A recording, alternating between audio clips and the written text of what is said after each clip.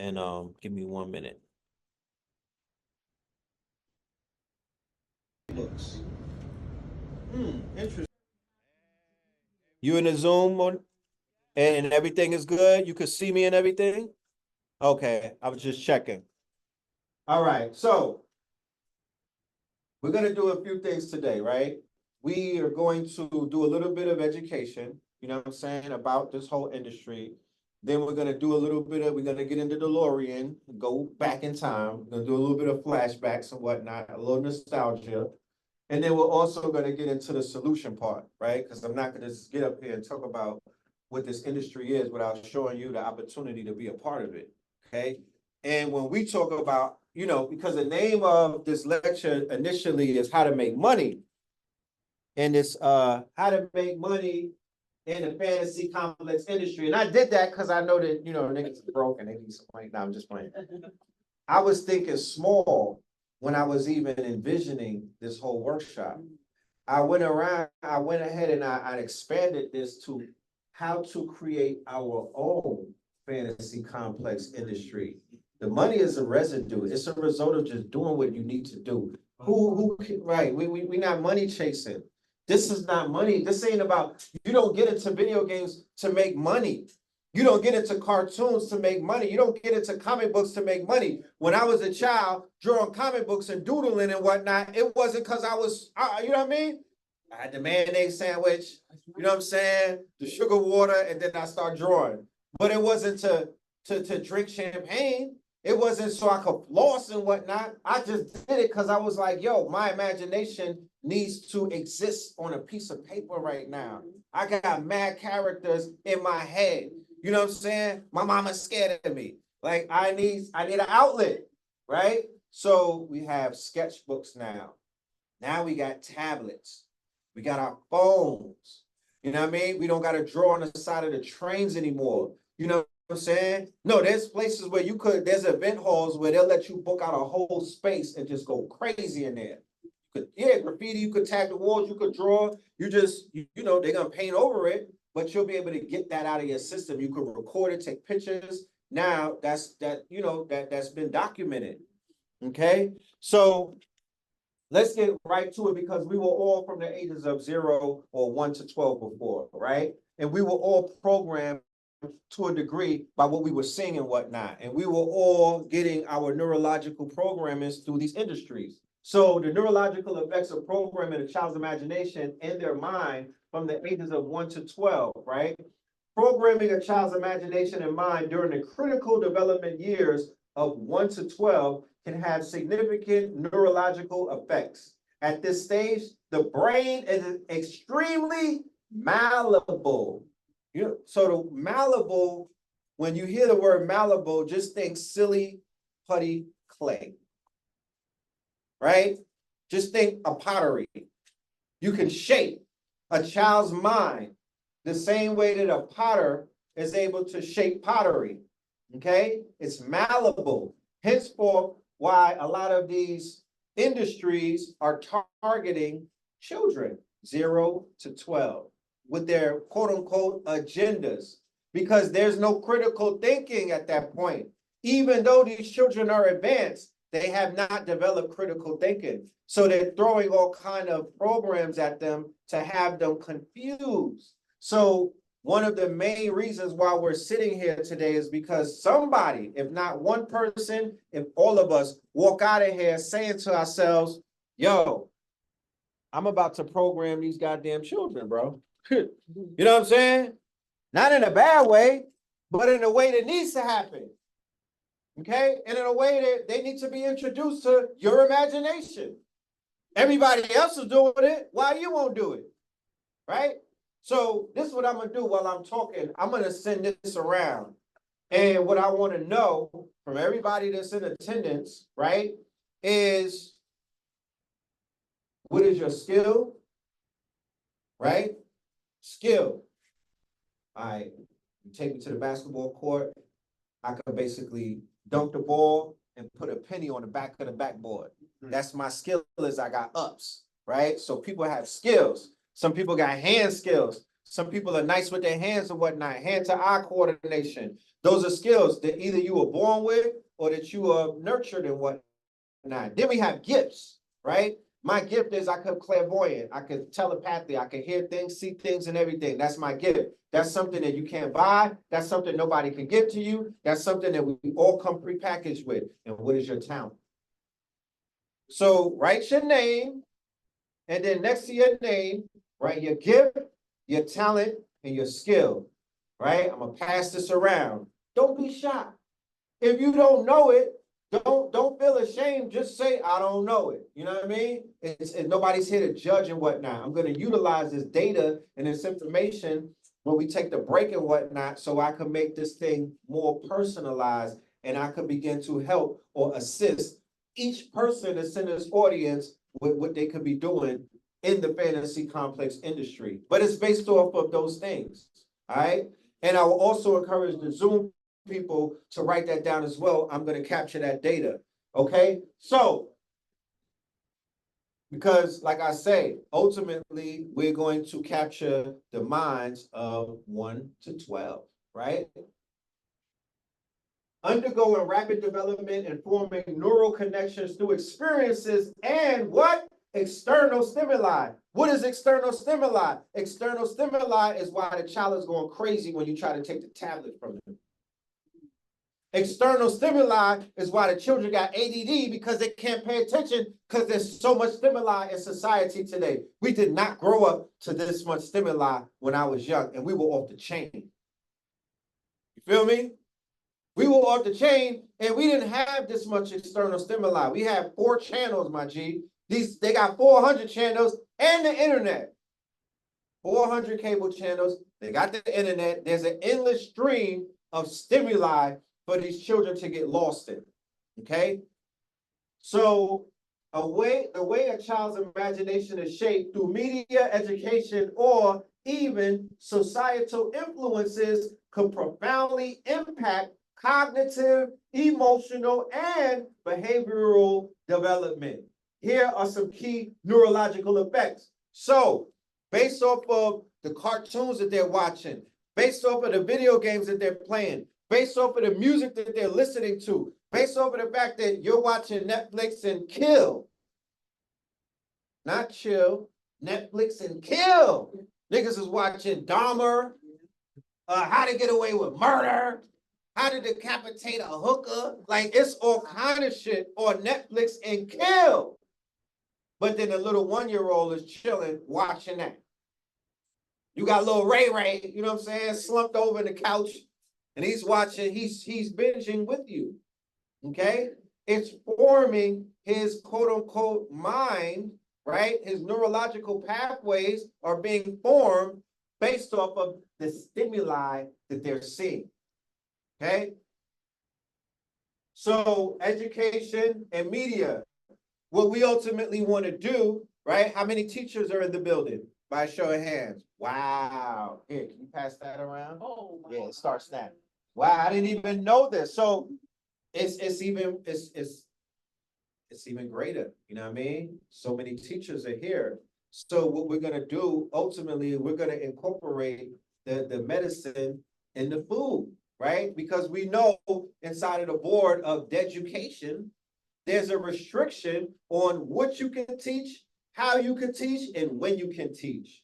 The way to get around that is to be a creative, right? They can't stop a teacher from making a TikTok. They can't stop a teacher from making a comic. They can't stop you from making a book and getting it in the bookstore, right? They can't stop you from making a short film. So now for the teachers, yeah, they're not rocking with you. The people that you thought was rocking with you and down, and they don't care, right? You care more than they do. It's now on your shoulders to utilize the tools that are available, right, in society to start teaching these children another way, okay? Or to point them in the direction of people that are doing that. Neuroplasticity and learning. Neuroplasticity refers to the brain's ability to form and reorganize synaptic connections, especially in response to learning and experiences. In children's age 1 to 12, their brains are highly plastic.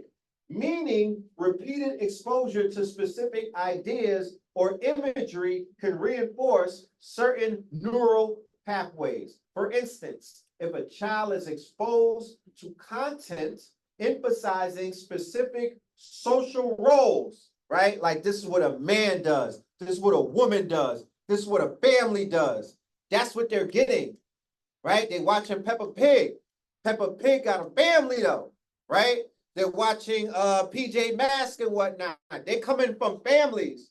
These children ain't in the streets by themselves. They're seeing mother, they're seeing father, right? Some of the cartoons have mother and mother. Okay? So they're programming them because these child's minds are very plastic. That's why the mommy would be like, "Mommy, where's daddy? Mommy, why are you and daddy not a family?" And you'd be like, "Where they getting that from?" Cartoons, comic books, you know what I mean? The things that they're being exposed to, even though it's subtle and whatnot, they're saying that, right? For instance, if a child is exposed to content emphasizing specific social roles, fantasies, or problem-solving styles, their brain may develop in a way that prioritizes those concepts. So conflict resolution, right?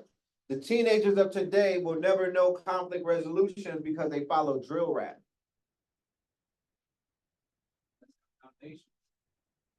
Huh? Foundation. Their foundation. Their problem solving, right? Or conflict resolution. What is conflict resolution? If I beef with somebody, eventually we'll talk it out. We should be able to talk it out. But because children from 0 to 12 are growing up in drill culture, there is no talking it out. Once you got beef with a person, it's to the death, right? Oh, son said something crazy on my post. Oh, nah, he's dead. It's a dead man walking. We're finna stab him up in the UK and we're gonna shoot him in Brooklyn. I'm just saying. That's what's happening. So in drill rap, have you never seen nobody sit on a table and piece it out? You know what, bro? We've been beefing for that long. There's been a war going on in Chicago for 10 years. We're gonna hug it out, right? They're not, well, the Whoops is doing it, but they're not doing that on a bigger scale. So whereas you can identify, because remember, the 0 to the 12s or the 0s to the 20s, that's what they grew up on. We didn't grow up on that. That's what they grew up on. So when you beefing with them, there's no conflict resolution with them. They don't want to talk it out. That's not how they've been programmed. They want to shoot it out. May the best man live, right?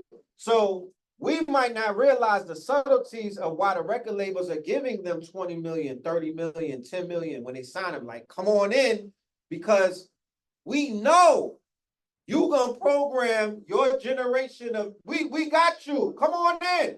We gonna sign you because they're going to do the work for them to create an environment where you don't resolve conflict. You gotta go to war. Feel me? These are babies. But now the babies is playing GTA. So their critical thinking is how to live at 3 because it's already Call of Duty, right? They're not playing regular video games. They're playing world games. They're playing world games. They're in a network where they're playing with people around the world. So you got 3-year-olds sniping you, bro, on these games. These little niggas are killers at 3. You be like, yo, who I'm playing against? They turn the mic on. Yeah, boss baby. Yeah. Boss baby, killing shit. You be like, yo, I'm literally getting sniped by a baby, a toddler, bro. Facts. And they're deadly. They flying drones and all kind of stuff. So that's what they doing with the video games.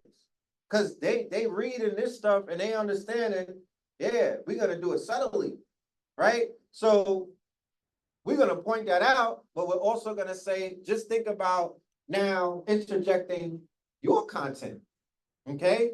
So bring about, if you want to see the drill rappers have conflict resolution, that might have to be a comic, or that might have to be animation, or that's going to be some content that one of us have to create to show it. There's no such thing as, yo, everything exists as long as you create it.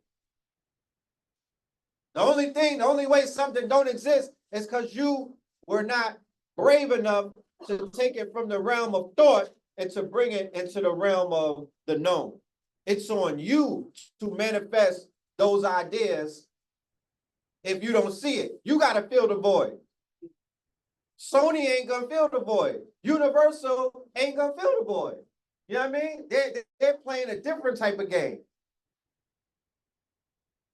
So their brain may develop in a way that prioritizes those concepts. So if you want to say, I want my child to think about themselves on multiple as a galactical being, forget all of this bullshit about we segmented to different countries and whatnot. Nah, we from around the galaxy. That's where the fantasy start coming into. Whereas when you create your fantasy, right, you have to put your people in places where they've never been seen before, right? So if I'm a student of Dr. York and we've been studying about planet Risk and whatnot, incorporate that into some type of fantasy and feed it to a child. If I'm a student of Bobby Hemmett and he's been telling me about the underworld or the other world and whatnot, I know when I watch Disney cartoons, they're taking it there, right? They got little witches. They're telling you about parallel universes. They got elixirs. They're doing all kind of stuff. You might even see a Baphomet somewhere, right? If they're doing that, then you could say, all right, I got enough panic. I got enough Bobby Hemmett in my system. I'm gonna. He did the shout out with all of the deities where they do the Bobby. You know what I'm saying? I'm gonna take some of that mythos and incorporate it into a fantasy and feed it to the child. It doesn't have to be right there on the surface. It could be subtle. Okay.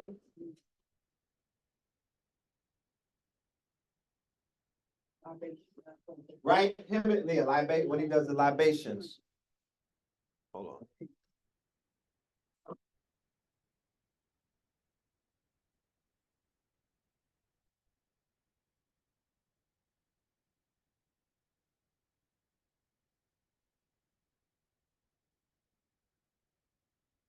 The right hemisphere and creativity. Right hemisphere development. The right hemisphere of the brain, heavily involved in imagination, creativity, and emotional expression, is highly active during early childhood, right? If a child's imagination is heavily directed or programmed in specific ways, such as through structured media or fantasy narratives, this can either encourage creativity if the programming is open-ended or limited if the content is repetitive and restrictive. Okay? So remember, it's all doable. Okay?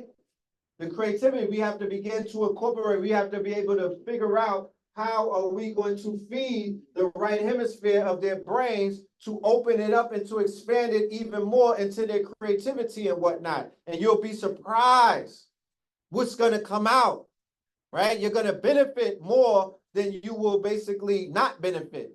Because what they're doing is they're programming them and then they're sitting back letting all of that toxicity come out. We're going to program them into whole culture.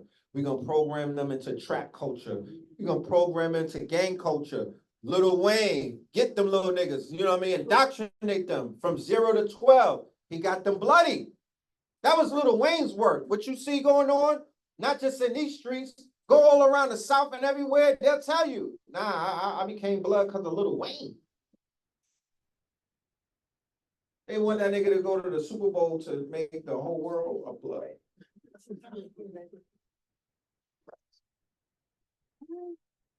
Over reliance on external stimuli, excessive exposure to pre-constructed fantasy worlds via TV, video games, or even certain educational programs can sometimes lead to a reduction in a child's ability to generate original ideas. Translation, it's very important that we have to combat the video games and all of these other certain educational programs, certain things like what Leapfrog is doing. No offense to any of that, but you can expand that because A stands for Apple, right? But why don't A stand for Africa? Right? M stands for monkey, but why can't stand for melanin, right? These are certain words that these children at 0 to 7 or 0 to 12, they will sponge, they'll take that in, especially if it's given to them through the lens of creativity and whatnot, so it's not forced. It's through a cartoon, it's through a comic, it's through a children's book and whatnot. They'll begin to incorporate that a lot easier. They'll begin to, yeah, they'll absorb it a lot easier than they absorbing it now. The brain's reliance on externally provided imagery can weaken internal imaginative processes, potentially stunting creative thought in favor of passive consumption, right? They're turning these babies into customers. To whereas until Disney puts it out, it ain't shit, right? Unless Marvel says that that's what it is, then that ain't it. They're not free thinking. They're trying to say just be a consumer, consume, get into the consumption that Marvel is giving you. That's why they'll give you a Marvel map to say this is what we're doing until 2027. So here it is, you in your mind, you're like, damn, I was gonna do something in 25, but these niggas, you know what I mean? They locking down the brain or the imagination. They giving you a 10-year lockdown. Nah, chill. We coming out with Iron Man 80. Just wait, nigga. Just stay alive. Now you become a consumer. Yeah. To add on, attention is the primary currency. It's a currency. We in the attention economy now. We might not have been there 5 years ago, but we're in the attention economy to whereas there's no such thing as bad attention. I could do some dumb shit right now and be lit. You know what I'm saying? It don't matter. You can monetize everything attention-wise. And the metrics that they use is retention rate. So retention rate is how long am I stuck to the screen? That's why they call certain content sticky. And they be like, yo, that shit is mad sticky. Meaning that once you look at it, you can't pull away, right? And they could tell how sticky it is based off of the metrics of how long you stay on a video. They call it watch time. So YouTube will reward you based off of the watch time and the retentiveness of the people. That's where the ad money comes in. So there's certain people that are getting $2 a click on an ad, and there's certain people getting 25 cents on an ad because of their retention rate. They're not doing dumb enough shit to make people know, I need to stick around and see what's going to happen. That's why you have the rise of the troll culture, because they're rewarding the trolls because of the way that the algorithm is set up. It don't matter about right or wrong. That shit is out the window in the attention economy. How long are these people going to retain and stay stuck on the screen? Real quick, when Liar Cohen took over YouTube, that's when everything changed. He comes out of the music industry. He figured out, okay, people are watching, but they're not consuming enough. So that's when you started to see the rise. He leaves the record industry. He gets on YouTube in like 2017. That's the rise of what they call, that's the rise of the culture, right? Migos came out with the album called The Culture. Migos goes from 30 million views to 300 million views. That's when Bad and Bougie blew up. That was their big break. That brings in a whole era of what they would call the reign of Liar Cohen on YouTube, because they were on 300, his label. So he was literally doing them like a favor, saying, all right, I'm gonna pick this group, we're gonna blow them niggas up, because once you're the president of a channel or a platform where you could press a button and you could make the views from 3 to 3 million like that, to say that's how influence works. So now I'm an impressionable teenager. I'm like, damn, these niggas is viral. Well, let me, you know what I mean? Let me get into what they into. Now the music becomes the wave, because the numbers said that. You know what I mean? But he was at YouTube manipulating the numbers, because the wave started because of the numbers. You know what I mean? I remember following the music back in the days when like Chief Keef and them was doing their thing. This is 2012, 2013. They were not doing 300 million, 100 million, 30 million like that.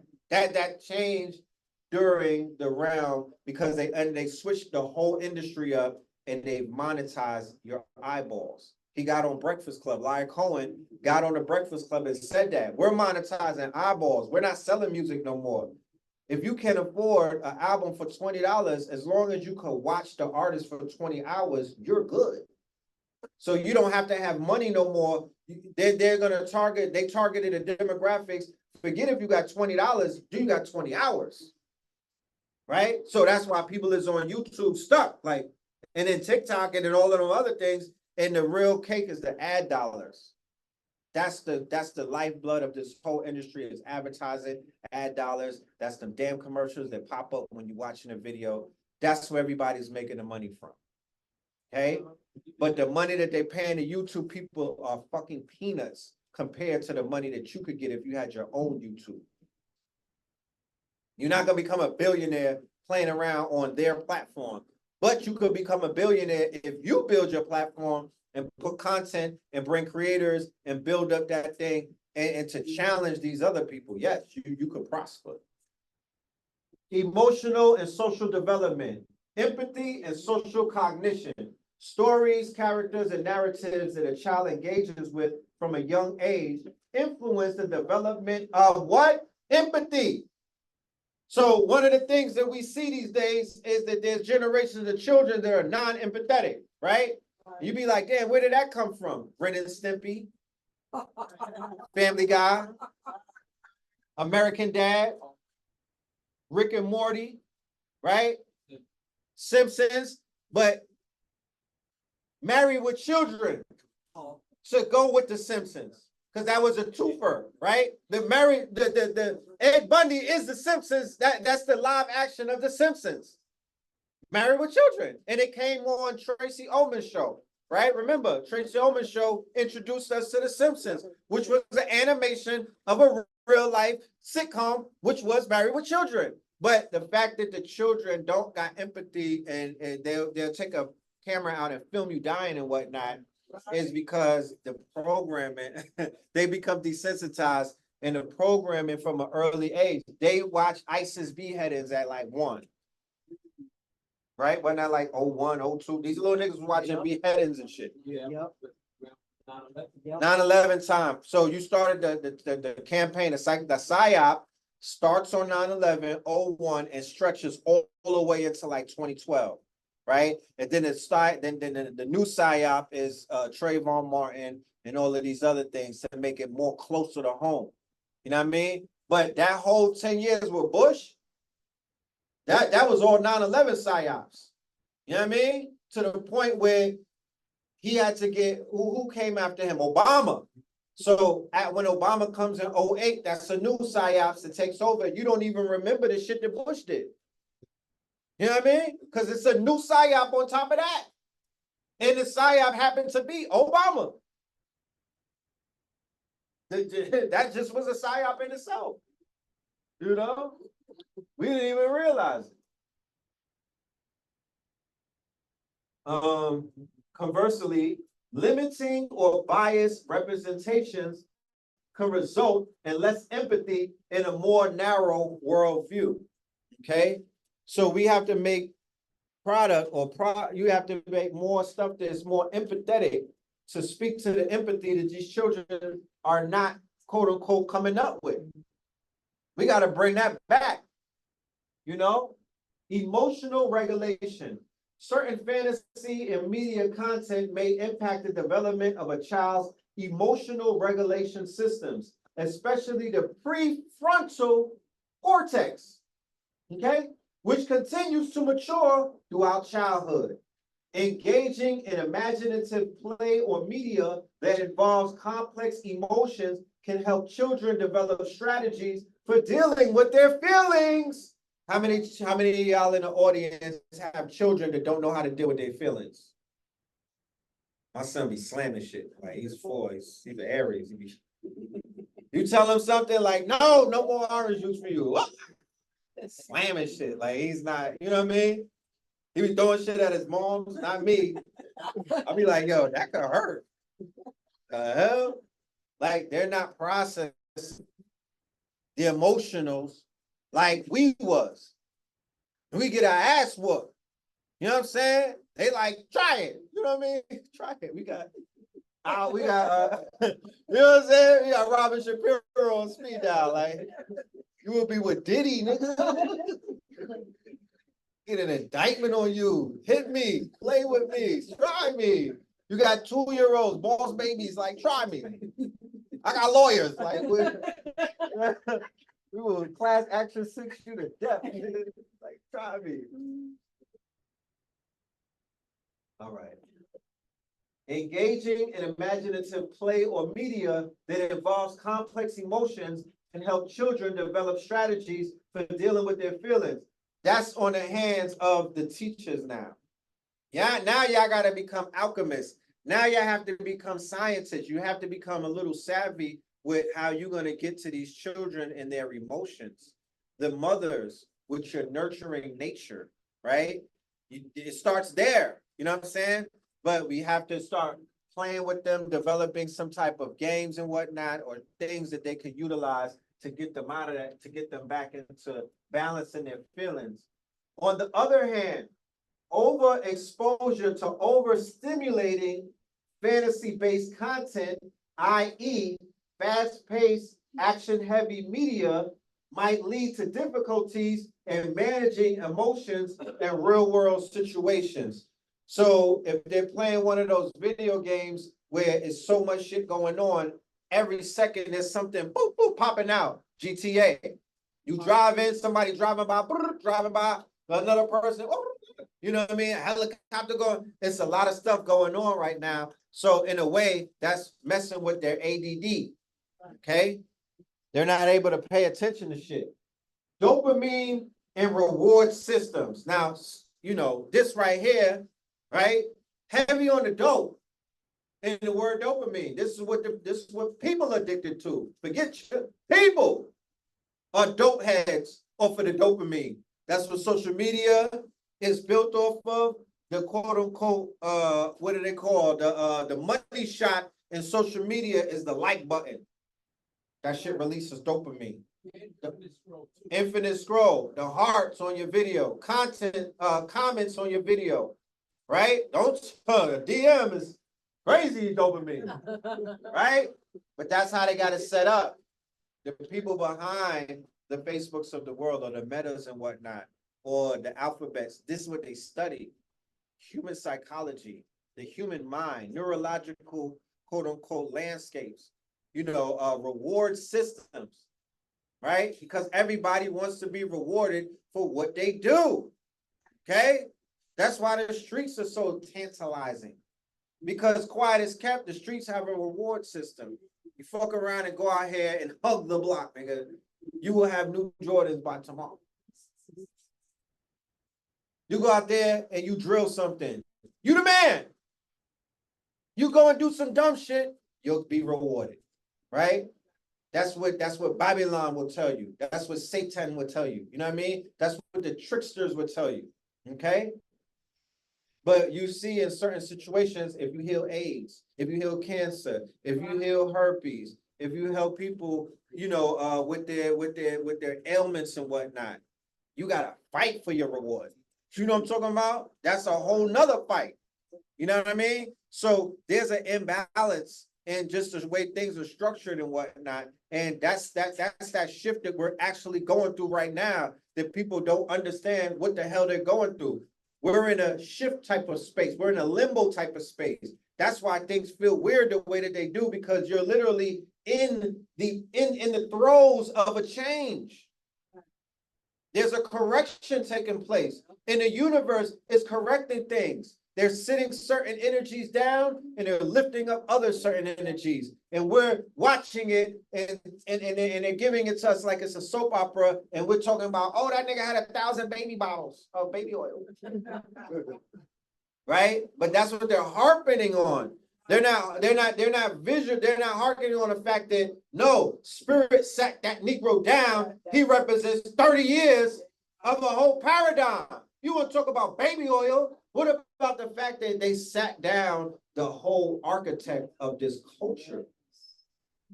There's nobody that came before him. When he came, he changed everything.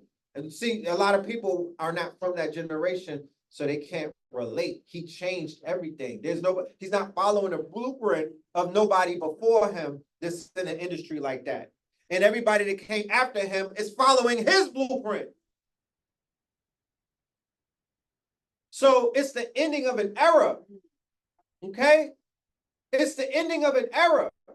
So when that era ends, what new era is beginning? That's the magic question. Who's going to replace all of that? Because that's a humongous void.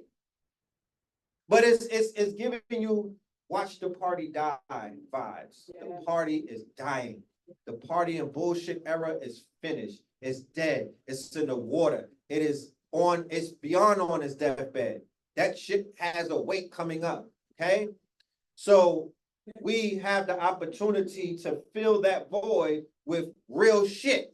We have the opportunity, because when he came, he killed conscious hip hop. That was him to shut down the Wu-Tang. That was him that told the radio station, you can't play that shit and my record at the same time. He killed it. He almost killed Def Jam. Even Liar Cohn was like, yo, this Puffy shit was crazy. I was about to hang it up and Warren G saved us. What the fuck? Warren G, nigga, out of him and Redman, he said, out of all of the artists, he was like, yeah, we was about to close the doors because this bad boy shit had everybody wanting to be shiny suit. You know what I mean? Want to be big willies and ballers. And he said DMX had to come with the grimy shit to kind of balance that out. But Warren G saved him. That's how crazy that movement was. And we still on party and bullshit. It was all a dream. Shit that Biggie programmed the world with. It's all here. Blue Pill breaks that down expertly. Right? So fantasy-based content, especially that which provides immediate rewards like video games or fast-paced animations, can activate the brain's dopamine reward system. In moderation, this can stimulate motivation and pleasure. But when children are programmed with content that gives frequent, immediate gratification, it may reduce their ability to focus on less stimulating tasks in the real world. The prefrontal cortex, responsible for sustained attention and focus, might not develop as robustly in environments lacking immediate rewards. Attentional flexibility. Exposure to various forms of fantasy, especially ones that require deep focus and imaginative engagement, like reading books or creative play, can promote attentional flexibility, encouraging children to shift their attention between different tasks and ideas. However, highly structured or passive content could impair this flexibility. How many people are familiar with the Montessori schools? Right? So is that kind of like that concept right there? Allowing the children to be more flexible and whatnot, not keeping them quote unquote departmentalized and everything. You know what I mean? So as you can see, they understand the importance of said flexibility. Language and cognitive development. Language acquisition. Fantasy worlds often involve complex storytelling, which can enhance language skills if the content is rich in vocabulary and narrative structure. So we could indoctrinate our children, the children of the world, with many words, many languages, right? NLP, natural language processing. We could begin to interject our lexicon, right? Melanin, chakras. They're doing it already on Nickelodeon. These shows are giving you chakras, Dragon Ball Z and whatnot. These shows, these cartoons are giving it to you in a more subtle way. I'm saying turn the faucet up. Flood that shit. Like turn up. Like no subtleties anymore. Like really give it to them the way that they need it. Start taking these African myths and whatnot and redoing them. The story of Anansi, modernize it. You know what I mean?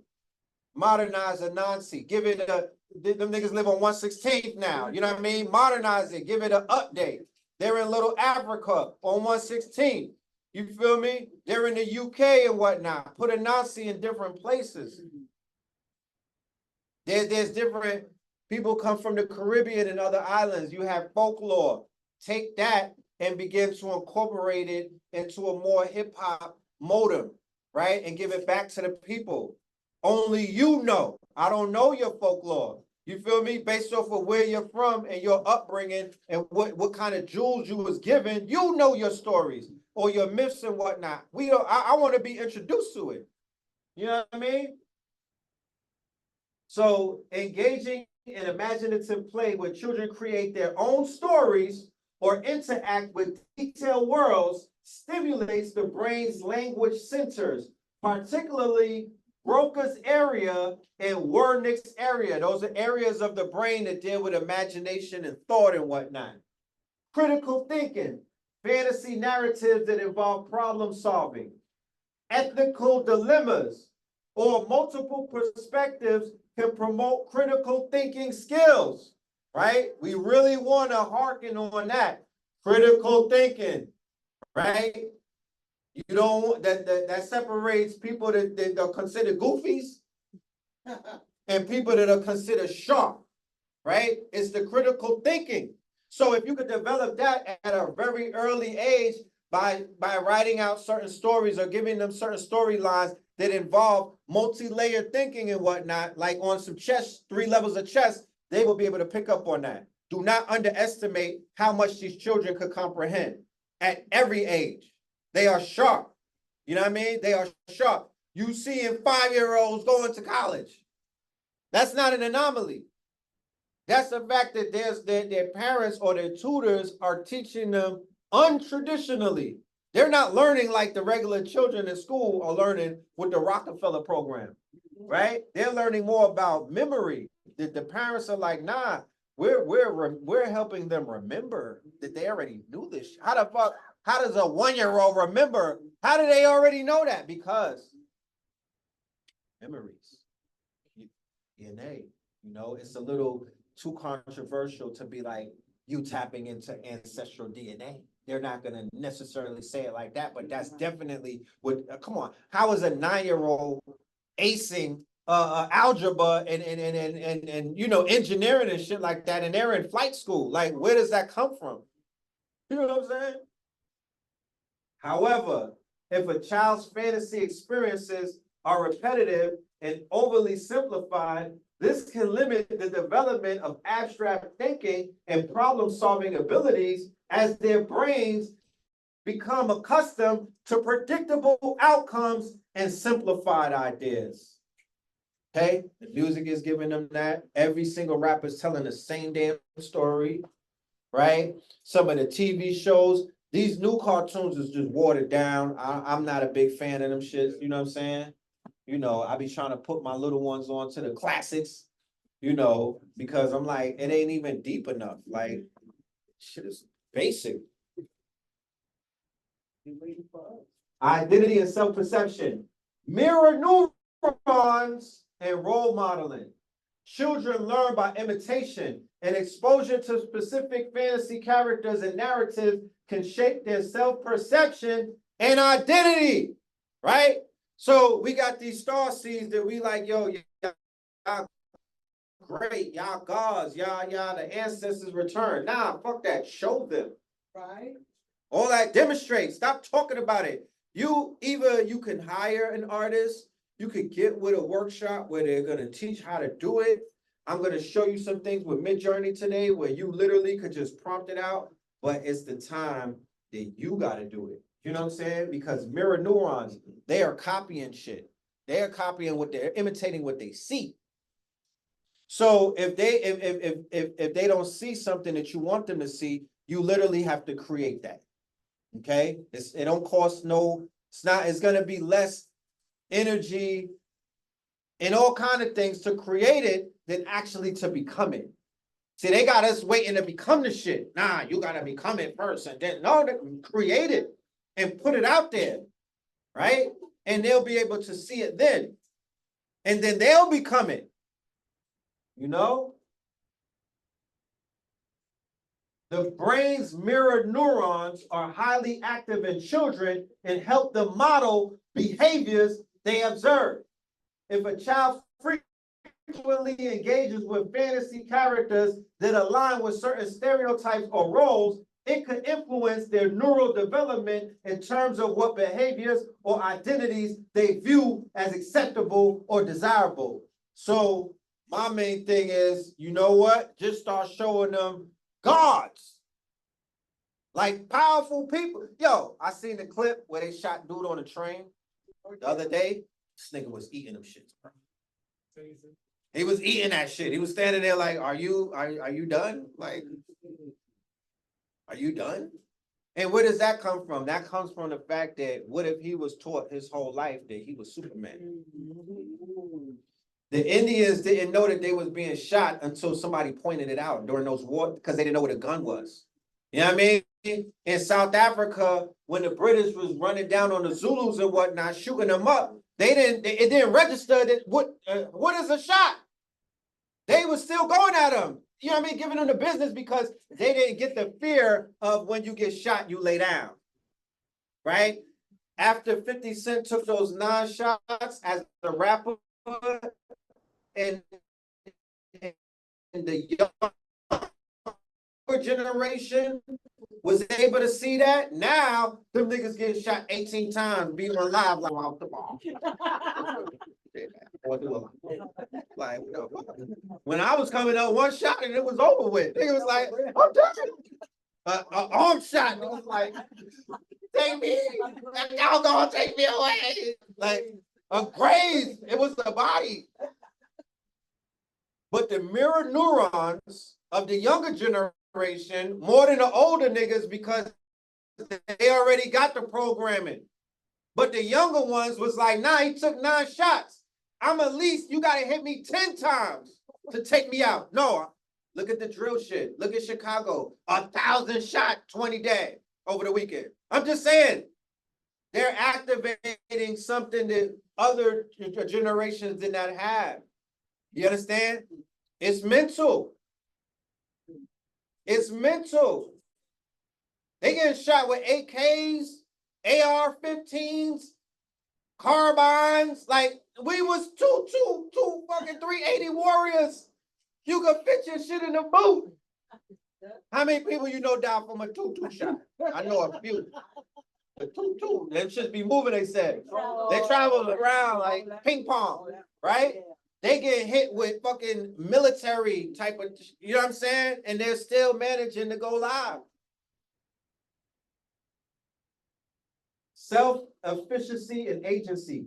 Fantasy that encourages active participation, like interactive games or imaginative play where children create their own outcomes, could promote a sense of self-efficacy or belief in one's ability to influence the world. Let's write this down.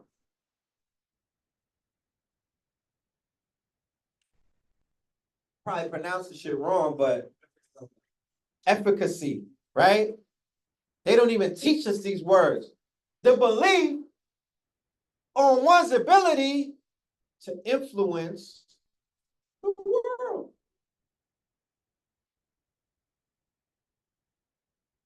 The audacity, right? But that's literally the mind state that the children are placing themselves in, right? Where they're like, nah, I'm impacting the world. I want to get on my Michael Jordan. I want to get on my LeBron. You feel me? That's why athletes are so bigger than life to them. Because they're like, yo, the world stops when they come out on the court to play. You know what I'm saying? Everything stops. There's 80,000 people in the stadium watching these players and whatnot. These are great people and they're victorious. You know what I mean? And they're courageous and whatnot. They're affecting the world, and these are the things that move the needle. Okay? Passive consumption of fantasy content where outcomes are predetermined may limit this sense of agency and problem-solving autonomy. Okay? So you have to even be mindful as to what type of quote-unquote content you're allowing the children to consume is not going to help them see themselves as these bigger than life characters, right? To whereas it's not just some predetermined, black and white type of thing and whatnot. Conclusion. Programming a child's imagination and mind from ages 1 to 12 can significantly influence brain development across cognitive, emotional, and social dimensions.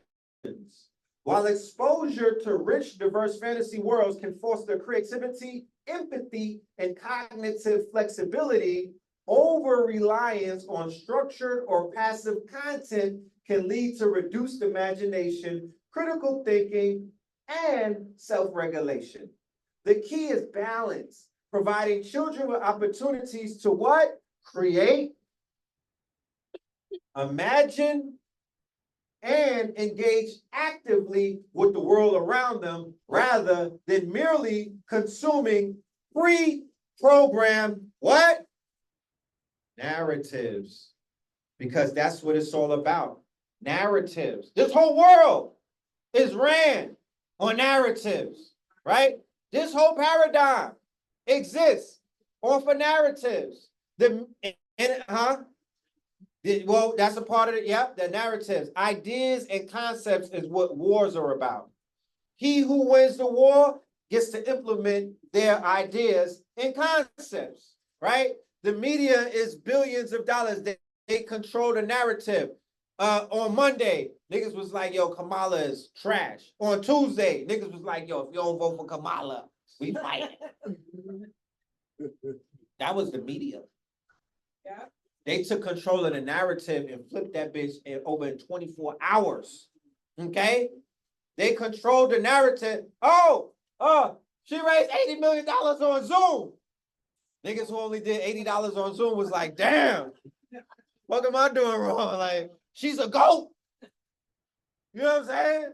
She's a GOAT. And they started looking at her like she's bigger than life. Like this, she got the sauce. You know what I mean? She's different. You know what I mean? And you just saw that narrative switch like magic. Because once the media understands ideas, concepts, and then they just started piecemealing different narratives to put everything in perspective. Now niggas is like, I need that. I need her. She's the one. Right? So when we look at society, right? Once we realize what the fantasy complex industry is, go back into society and you start looking at different movements differently. You go back into society and you look at certain things from a different lens because you're like, I'm looking at it now through the lens of generations that were programmed on wrestling, G.I. Joe, certain video games, certain cartoons. And then you begin to understand psychologically who you're dealing with. Because from 0 to 12, you know what they were being fed, right? So the Trump bunch is a very interesting bunch, right? The people that he's able to draw to him. But always keep in mind that Trump been around. He's an icon. He's a cultural icon that has been in the quote-unquote cultural lexicon since the 80s. Always as the same character, right? Just different varying degrees of it. Always the rich billionaire from fucking Queens. Like, this is a Queens nigga. You know what I'm saying? People out of town don't understand the different boroughs, the everything that comes with that. I'm like, this is a Queens nigga finessing y'all. What are you talking about? You don't know? Like, they be like, nah. I'll be like, damn. You don't know a Queens cat when you see one? They don't be knowing, right? But that's really what it is. So he represents so many different paradigms at once and whatnot that his appeal is not even something like, it doesn't even baffle me. I don't hold nobody personal to be on a Trump shit because you just a part of he's part of the culture. You know what I mean? It's nothing personal. I get it. That's why my shit is I'm not talking politics and religion. Y'all can have that shit. You feel me? You know what I mean? I do not want to fight y'all. You know what I'm saying? The inbox is crazy. They nasty. Oh my goodness. They take shit personal. And I'm like, you know what? Y'all are, y'all a little too unhinged for me. So I'm gonna stick to what I know. You know what I'm saying? Because you're not gonna convince somebody to change their party affiliation. If somebody gonna vote for somebody, they're gonna vote for somebody. There's nothing that you're gonna say that's gonna change that. Don't lie to yourself. Huh? That's their reality. That's their reality. So I'm not, my job is not to shatter reality. There's people that do shit like that. I'm not here for that. I'm the red pill. I'm not here to shatter the realities. I'm here to wake you up to certain things that you might not necessarily see that's right in front of you. Now, if that shit shatters your reality, then so be it. But that's not my job. I know people that take joy with destroying people's worlds. Oh, you religious? Oh, sit down. Oh, let me traumatize you. Damn, you niggas is y'all heartless. The American mind, or a sizable chunk of it at least, listen, has been deranged by a poison informational system. Think about that. The American mind, right? Us, because how many people travel, right? All right, you don't need me to tell you that we different. I went to Europe. I was like, let me turn this shit down a little bit, because these niggas is not turned like this. Even the white folks out there was different. They don't have, we are so aggressive. We are so filled with this American shit is a spirit. Them people in the UK did not have that spirit on them. You feel me? They were not aggressive. They didn't have that type of, like, they didn't have that Debo shit in them. You know what I mean? And then New York, and then I'm in Atlanta now. I'm around Cal.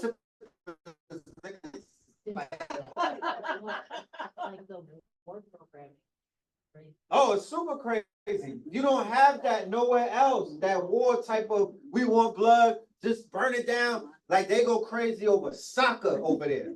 Shit like that. Soccer. We different. We want war. We want blood. Like they don't even have that type of energy on them. You feel me? But when you travel and when you talk and when you do your studying, yes, you realize that the American mind has been poisoned by a poisonous informational system. One, all you niggas are slaves. Right. Alex Haley roots, right? And it would come to find out, Alex Haley got sued for plagiarism. How many people know that? If you Google it, it's gonna come up. And not only did he get sued for plagiarism, the book that he plagiarized was a fictional book by a European man, and he cooked Alex Haley. And in the lawsuit, they come to find out that Alex Haley was a paid informant who was working with the government. So Malcolm X was writing negatively about Alex Haley even after the autobiography. He was like, I didn't really say all of that shit. Feel me? So Alex Haley in Roots, which is the foundation of our creation myth, was a lie. And Alex Haley himself was a lie. Right? So here it is. We was taught all of this other stuff, but it ain't really real. And then of course you got people like Dan Calloway, my Duke Top Cat, Turtle Gang. There's a lot of people who have been giving you the due diligence to show you undeniable information about us being here way before the 1600s, right? Or here being nothing like what here is now. The fact that in the Bible, Horace Butler, when rocks cry out, all of these biblical depictions of geographical locations, some of them actually being right here. Not over there in the Middle East, not in some desert, not in some mountains and places like that. Peru being Jerusalem and whatnot. There's a lot of shit going on that we are uncovering in this age of information. So poison information is going to create poisonous people. You know what I'm saying? So the fact that they conflicted our power, we're living in limbo because we don't have our data correct. So imagine a program in a computer and the code is not right. It's not going to function properly. So Yeah, how the hell you gonna love yourself? How the hell you gonna activate your powers and whatnot? How you gonna activate your ancestors and they have you in limbo, right? You like, oh, you know, this is my slave name and all. No, no, you don't realize any name that you got is divine. There's no mistakes. My name is Philip, right? First name Philip. I used to hate my name. You'll tell your dad that. I listened to break down your name Right. on Black Magic Well- and how you got your nickname, and it was really. You feel me? So a sister out of the Nation of Islam, her name is Dorothy Muhammad. She does name readings, right? All the way back in Blog Talk days. Right. So one day